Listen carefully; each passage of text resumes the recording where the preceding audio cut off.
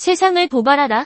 괴짜가 되어라. 도덕과 규칙을 강요하는 사회는 인간을 억압하는 농장과 다르지 않다. 그 안에서 자유를 갈망하는 이들은 괴짜나 미친 자로 낙인 찍힌다. 하지만 이러한 억압을 거부하고 사육당하는 집돼지나 애완고양이 대신 산돼지와 야생고양이처럼 자유롭게 사고하고 행동하는 이들이 있다. 그들을 세상은 현실 부적응자, 반항아, 문제아, 부적합자로 칭하지만 이들은 사물을 새로운 각도에서 바라보고 변화를 주도하는 괴짜들이다. 이들은 규칙을 좋아하지 않는다. 현상 유지를 경멸하며 기성의 질서에 도전한다. 사람들은 그들의 말을 듣고 존중할 수도, 동의하지 않을 수도, 칭찬하거나 비난할 수도 있다. 하지만 그들을 무시할 수는 없다. 왜냐하면 이들은 세상을 바꾸기 때문이다. 발명하고, 상상하며, 치료하고, 탐험하고, 창조하고, 영감을 불어넣는 이들 덕분에 인류는 앞으로 나아간다. 어쩌면 이들은 미쳐야만 하는지도 모른다. 우리는 흔히 규범을 깨는 사람들을 괴짜라고 부른다. 미국의 성공한 기업가들 중에는 경조증 환자들이 많고 사상의학에서 말하는 태양인들도 이 범주에 속할 수 있다. 한국에서도 순간포착 세상에 이런 일이 같은 프로그램이 괴짜에 대한 편견을 많이 없애주었지만 미국에서는 괴짜라는 용어가 기술광, 독창성, 그리고 긍정적 반항의 상징으로 존중받는다. 괴짜들은 다소 극단적인 방법으로 업무 효율을 높이는 긍정적 괴짜로 불리며 혁신과 창의력을 조직에 확산시킬 수 있는 중요한 인물로 평가된다. 새로운 아이디어를 가진 사람은 그 아이디어가 성공하기 전까지는 괴짜 취급을 받기 마련이다. 이와 관련하여 CNN 설립자 테드 터너는 혁신적인 아이디어를 제시할 때 사람들이 비웃지 않는다면 그 아이디어는 좋은 것이 아닐 확률이 높다고 말했다. CNN 위 초창기를 두고 사람들이 치킨 누들 뉴스라고 비웃었지만 그 아이디어는 결국 세계를 바꾸었다. 90년대 중반 국내 컴퓨터 업계에도 유명한 괴짜들이 있었다. 그들은 기인, 괴인, 광인이라는 별명으로 불리며 주위 사람들의 조롱과 억압을 받아왔다. 유교 문화의 영향 아래서는 기성 질서를 벗어난 사람들은 놀림감이 되기 십상이었지만 이 괴짜들이 없었다면 찬란한 예술과 과학의 발전은 불가능했을 것이다. 보통 사람들은 존재하는 것들을 보고 왜? 라고 묻지만 괴짜는 결코 없었던 것을 꿈꾸며 왜 안 돼? 라고 질문한다. 괴짜는 시대를 앞서간다. 괴짜로 불렸던 아이작 뉴턴은 텅 빈 강의실에서도 혼자서 강의를 했고 미친 교수라 놀림받았지만 그의 이론은 물리학의 근간을 이루었다. 베토벤과 모차르트는 천재성이 무질서한 성격으로 나타났지만 그들의 음악은 세기의 유산으로 남았다. 괴짜 전략이 시사하는 바는 명확하다. 가장 큰 성공의 기회는 두려움을 제거할 때 얻어진다. 남들의 비난에 대한 두려움을 극복하고 자신의 길을 가라. 대부분의 사람들은 자신의 직업이나 삶의 방향을 부모나 주변 사람들의 기대에 맞춰 선택한다. 그러나 진정한 성공은 자신이 진심으로 열망하는 길을 선택할 때 찾아온다. 우리는 모두 자신이 만든 감옥 안에서 살고 있다. 그러나 위대한 인물들은 그 감옥을 부수고 나와 세상을 도발했다. 그들은 정상적 기준에서 보면 괴팍하고 엉뚱한 사람들이었다. 그러나 이 괴짜들이 없었다면 오늘날의 과학, 예술, 철학은 존재하지 않았을 것이다. 기꺼이 괴짜가 되어라. 남의 비난을 두려워하지 말고 세상을 도발하라. 혁신은 기존의 틀을 깨는 괴짜들의 손에서 탄생한다. 이런 생각을 해본 적 있는가? 당신보다 느린 사람은 바보, 당신보다 빠른 사람은 괴짜라는 것을. 부스스한 얼굴에 검은 뿔테 안경을 쓴 한 젊은이가 하버드 대학 광장에서 우연히 잡지 하나를 집어들었다. 그 잡지는 글을 온통 뒤흔들어 놓았다. 파퓰러 일렉트로닉스 1975년 1월호였는데 그 표지에는 인텔 8080칩을 내장한 토스터 크기만한 작은 컴퓨터 알테어 8800의 사진이 실려 있었다. 미니 컴퓨터의 탄생이었다. 수년 전만 해도 데스크탑 컴퓨터라는 것은 방 하나를 전부 차지할 만큼 큰 대형 컴퓨터였다. 그리고 1974년까지 있던 모든 컴퓨터 언어는 중대형 컴퓨터에 사용되는 것들이었다. 개인용 컴퓨터의 전신이라고 할 수 있는 미니 컴퓨터는 컴퓨터 언어 없이 탄생한 셈이었다. 그 부스스한 얼굴의 청년은 이 미니 컴퓨터를 위한 프로그램을 개발하는 것은 자기 몫이라는 확신이 떠올랐다. 그는 어느 곳에서 다른 누군가가 자기와 같은 생각을 할까봐 불안했다. 그는 다니던 하버드 대학도 중퇴하고 헛간에서 친구와 함께 벤처기업을 설립했다. 그 회사가 마이크로소프트사이며 그 부스스한 얼굴의 청년이 바로 오늘날 세계 최고의 부자인 빌 게이츠이다. 잡지에 실린 작은 PCB 기판 사진 한 장을 보고 하버드 대학을 중퇴한 인물이 괴짜가 아니라면 도대체 누가 괴짜겠는가? 최근에는 성공한 괴짜들이 많이 나타나면서 온갖 종류의 이상한 일이 벌어진다. 인터넷의 영향으로 괴짜들이 사회의 중심으로 옮겨가면서 시장이 형성되고 전에 없던 시장 기회들이 생겨나고 있다. 사방에서 온갖 종류의 경쟁자들이 튀어나온다. 실제로 미국에서 성공한 닷컴 기업들은 대부분 반사회적인 인물들과 괴짜들의 연합에 의해서 탄생했다. 만약 과거의 고정관념이 괴짜들은 친구도 없다는 것이었다면 이제는 인터넷의 광범위한 확산으로 괴짜들이 불가능할 정도로 엄청난 숫자의 친구를 사귀고 있다는 것이 진실이다.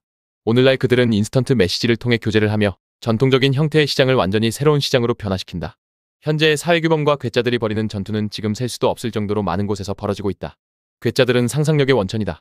이들은 끊임없이 새로운 아이디어, 새로운 제품, 새로운 서비스를 만들어낸다. 그리고 결국에는 이런 것들이 혁신을 이루어내고 새로운 시장을 만들어내며 추가적인 이득의 발판을 마련한다. 그러므로 괴짜들의 행동은 혁신을 의미한다. 중요한 건 새롭고 혁신적인 아이디어를 어떻게 내 머릿속에 들어오게 하느냐가 아니라 어떻게 낡은 생각을 밀어내느냐인 것이다.